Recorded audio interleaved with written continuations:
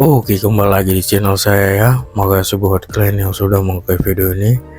Oke, kali ini Refli Harun ngamuk lagi. Kali ini sasarannya Surya Paloh. Pak Surya Paloh sudah merapat ke Prabowo ya. Dan Refli Harun ngamuk. Nah, kita lihat gimana videonya. Let's go. Refli Harun mulai merespon sikap Surya Paloh yang menolak tim hukum Amin untuk melakukan sengketa pemilu ke Mahkamah Konstitusi. Bahasa tegasnya itu menolak loh. Ketika Surya Paloh menerima seluruh hasil pemilu dan betul. sudah mengucapkan selamat kepada Prabowo Gibran atas kemenangannya, berarti di sisi lain beliau itu menolak segala bentuk penggugatan ke Mahkamah Konstitusi dan lain sebagainya, apalagi hak angket. Udah basi itu, jangan ngomong hak angket. Ya, itu bos. Kita akan lihat nih respon Refli Harun yang kecewa, yang marah. Tidak etis. Proses masih berjalan di Mahkamah Konstitusi. Masih sengketa, bisa-bisanya Surya Paloh sudah mengucapkan selamat, bahkan sudah belok. Padahal dia adalah partai pengusung capres Anies Baswedan. Tapi Refli pun menyadari bahwa Anies itu bukan siapa-siapa dan tidak punya apa-apa. Sekarang aja dia moncer katanya. Nanti setelah selesai semuanya Prabowo jadi presiden, Anies itu siapa sih? Betul. Tidak punya modal sosial apapun. Coba kita dengarkan sama-sama nih ya. Mulai merendahkan Anies juga Refli Harun tuh. Tentu banyak yang bertanya-tanya ya, ada apa dengan Surya Paloh? Kenapa cepat sekali beloknya? Kenapa cepat sekali menyatakan menerima hasil pemilu termasuk pilpres? Why? Backbone dari Anies Baswedan atau backbone dari pencalonan Anies Mohaimin. Tapi dia juga yang memulai, tapi dia juga yang mengakhiri seolah-olah. Dan seperti bermain dua kaki jadinya. Di satu sisi membolehkan, bahkan menyumbang lawyer untuk sengketa di MK. Kalau kita baca misalnya beritanya, tapi di sisi yang lain kemudian mengakui dan bahkan langsung bertemu dengan Prabowo Subianto. Cepat sekali prosesnya. Iyalah, mengakui karena udah diputuskan KPU ya kan. Pengumuman hasil itu pada tanggal 20 dan kemudian pada tanggal 22 Maret ini pada saat ulang tahun RH Channel yang keempat, nggak ada kaitannya ya, itu bertemu dengan Prabowo Subianto, dikasih karpet merah.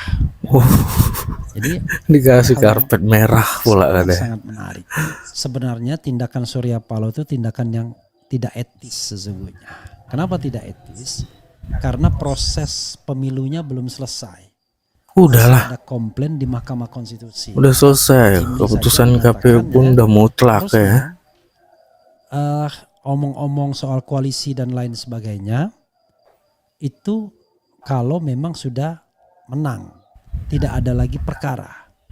Kan ini masih ada perkara yang bisa saja kemudian perkaranya pun belum terbukti ada atau enggak kan? Bisa saja, why not? Tidak. Terus itu satu. Jadi belum selesai dan yang menggugat itu adalah pasangan calon yang diajukan oleh Nasdem sendiri, Anies Mohaimin. Jadi menurut saya tidak elok lah ya. Nah, yang kedua ya menurut saya adalah pemilu ini kan ditengarai adanya kecurangan yang luar biasa.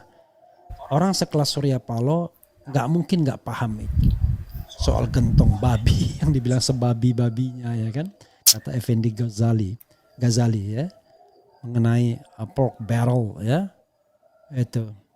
Jadi itu yang ada yang harus dipahami bahwa pendukung Anies Mohaimin menganggap pemilu ini curang. Masa Nasdem tidak tahu? Pasti tahulah. Oke. itu tidak etis sesungguhnya. Nah, ketika Surya Paloh kemudian menerobos ketidaketikesan ini, tentu orang bertanya-tanya, kok cepat sekali beloknya. Tentu Surya Paloh menghitung, ya, menghitungnya begini.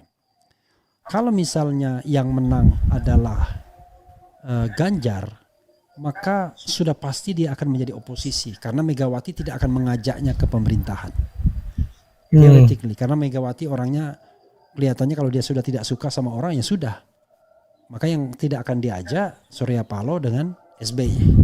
Tapi JK masih mungkin. Tapi kan JK tidak punya gerbong. Atau kalaupun gerbongnya Golkar Erlangga sudah. Kalau yang berkuasa Anies, wah itu malah dia jadi big boss. Karena dia partai yang mendorong utama. Nah, Berandai-andai ya sekarang ya. Prabowo yang berkuasa dan dia memilih jalan oposisi, secara hubungan personal relationship tidak menguntungkan. Karena dia akan bersama Megawati menjadi menjadi oposisi. Mungkin bawah-bawahnya nggak jadi masalah, tapi puncaknya ini belum tentu cocok dia sama Megawati. Tidak bisa seomongan. Karena itu konstelasi politik yang diinginkan Surya Paloh adalah dia bergabung dengan Prabowo, ya kan? Tetapi kemudian dia tidak menjadi oposisi dengan Megawati. Kenapa? Karena Demokrat juga di pemerintahan Demokrat. Jadi kalau dia menjadi oposisi, dia harus beroposisi bareng dengan Megawati dan itu yang akan sulit baginya. Jadi yang lebih ideal adalah dia pegang satu orang yang bisa diajaknya berkomunikasi, yang berpengaruh, dan itu Presiden Republik Indonesia seandainya memang tidak ada perubahan di Mahkamah Konstitusi. Jadi saya hanya melihat dari personal relationship saja udah kelihatan bahwa Surya Paloh pasti tidak akan memilih jalan oposisi.